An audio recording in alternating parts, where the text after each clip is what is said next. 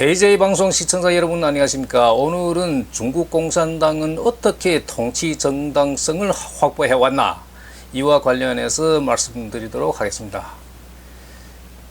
냉전 시대가 거의 종식되고 이제 1989년에 베를린 장벽이 무너졌습니다. 2년 후에 소련이 해체되고 동구권 사회주의권이 몰락하기 시작했습니다. 서양 민주주의 국가들에서는 이 사태를 목격하고 뭐라고 주장했냐. 중국은 2000년 밀레니엄 시기를 맞아서 중국이 붕괴할 것이다. 이런 예언을 내놓았습니다. 그로부터 지금 24년이 지났는데 중국이 이제 뭐 붕괴 안 됐죠. 자, 어제 7월 1일인데 중국 공산당은 123세, 만으로 123세를 맞았습니다.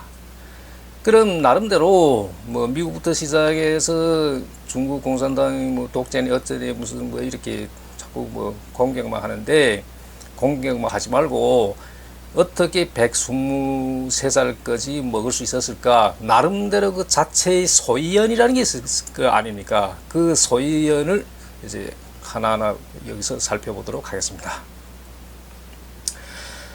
중국 공산당은 그 가장 중요한 이념이 인민을 위해 복무한다. 인민을 위해 복무한다. 자, 전번 시간에 말씀드렸다시피 민주주의 국가 1인 1표 선거된 이제 정당의 뭐 국회의원이나 이제 그 대통령들은 전체 국민을 대상해서 복무할 수가 없다. 근데 중국 공산당은 14인구를 대상해서 인민들을 위해서 복무한다. 이것이 가장 큰 이념입니다. 그리고 또 이제 중국의 그 나름대로 이제 민족주의에 성공했고 또 그 뭐 실적도 있고 지금 또 현재 진행하고 있는 반부패 등등의 이런 실천을 겪어오면서 그 통치의 정당성을 확보해 왔습니다.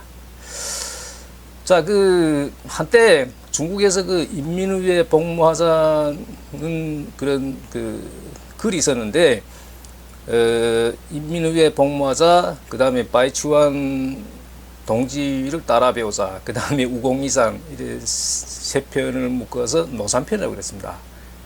중국 사람들이 한참 이제 공부하고 했는데, 그럼 중국 인민을 일떠 세우게 한 장본인은 누구냐? 모태동 주석이죠. 모태동 주석이 1949년 10월 1일에 천안문 광장에 올라서서 중국 인민들은 일떠 서라, 일떠 섰다. 이런 내용으로 이제 연설했죠. 그래서, 모태동이라는 사람은 중국 사람들한테는 지금 가장 큰 숭배의 대상이죠. 아직도 천안문 광장에 이렇게 모태동 초상이 있습니다. 그래서 걸려 있습니다. 중국 사람들은 모태동의 등소편 말대로 성적이 7이고 과오가 3이고 이렇게 평가하지만 그냥 신처럼 이렇게 숭배합니다. 예, 이것이 사실이고. 그래서 중국 역사를 보면 원래는 중국 사람들의 이 민족주의라는 것이 영 희박했습니다. 왜냐면 주나라 그때 이제 천하주의죠. 천하주의라는 무슨 말이냐면 천하의 중심국가가 중국이고 그 중심국가의 왕리가 천자다. 예, 그 다음에 천하위공이란 말이 있습니다. 천하의 공이란 공공이란 공인데, 그래서 이 천하주의였습니다. 원래 민족주의 아니었고. 이제 그러다가 이제 근대 시기에 반식민지 국가로 전락했죠. 그래서 이 반식민지 국가에서 벗어나게 한 게 누구냐? 모태동이다. 그래서 그때부터 이제 중화주의가 다시 이제 강조되죠.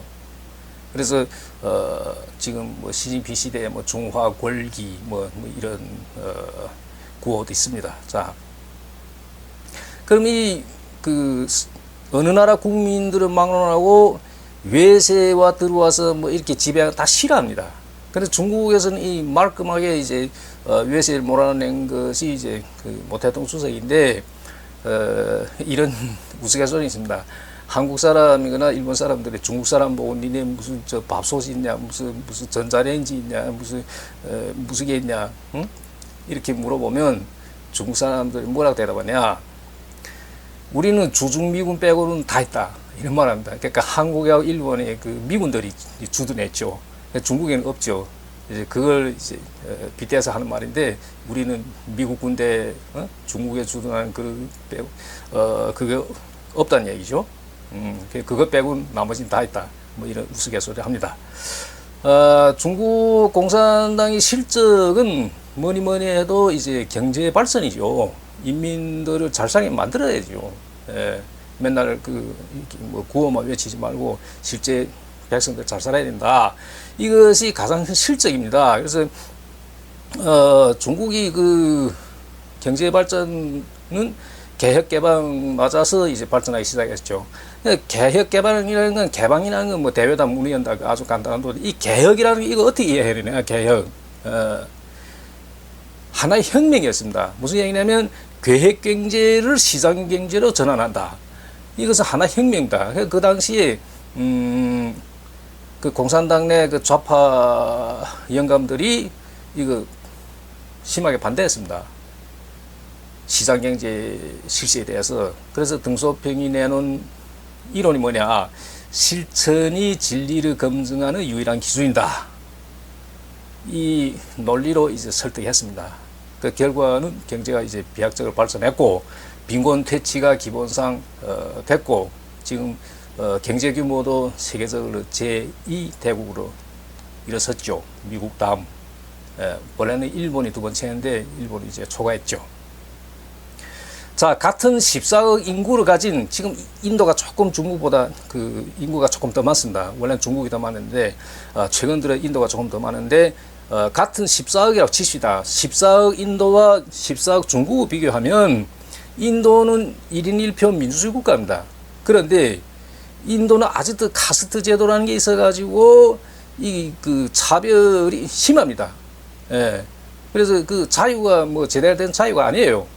뭐 1인 1표 선거 민주주의 실시했다 다 자유고 뭐 그게 아니고 오히려 자유는 중국보다 더 적습니다.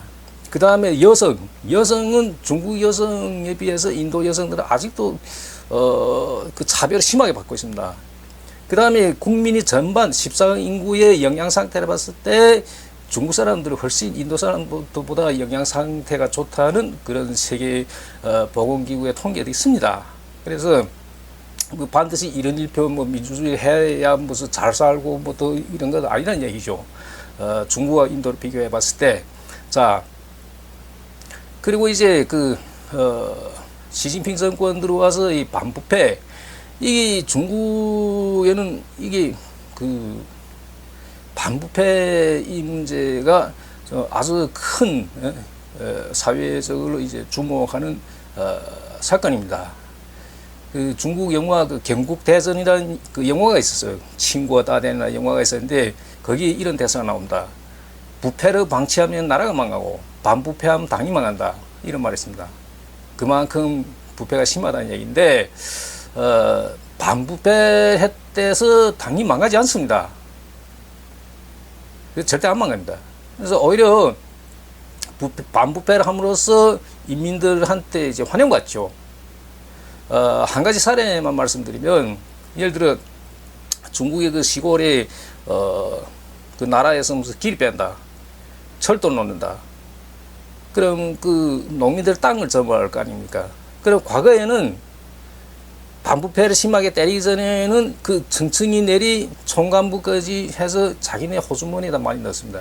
그 실제 그 농민 당사자한테 들어가는 돈은, 차려지는 돈은 얼마 안 된다는 거죠. 근데 지금은 그렇게 하면 절대 안 되죠. 그래서 지금은 가령 뭐 국가에서 농민들이 땅을 점한다. 그럴 경우에 그 보상이 거의 100% 농민들 손에 지금 간다는 겁니다. 그러니까 이 인민들은 이제 반부패를 환영하는 거죠. 자, 그래서 그 중국 공산당은 뭐 이러저러하게 시행착오도 많았습니다. 그 건국 이후에 뭐 인민공사를 실시해 가지고 시행착오도 겪었고 집단 영농 말하는 거죠. 집단 영농 하니까 사람들이 그 열정과 열기가 이제 떨어지고 뭐 여러 가지 원인이 있죠. 그래 가지고 생산량이 이제 떨어지고 국민 경제가 떨어지고 그다음에 이제 대약진 통해서 수많은 사람들이 이제 좀 재난당하고 그다음에 문화혁명을 통해서 10년 동란을 겪으면서 중국이 많이 이제 쇠퇴했죠. 자, 그건 사실입니다. 그러나 어느 나라든 어느 정당이든 시행착오를 겪지 않는 그런 정당이 그런 나라는 없습니다. 그래서 공산당이 이런 시행착오를 겪었지만 자체 정화 능력으로 이런 것을 극복하고 오늘날까지 여전히 통치 정당성을 확보해 가지고 중국을 통치하고 있다. 이런 내용으로 오늘 말씀 드렸습니다. 자, 한 가지 공지할 사항이 있습니다.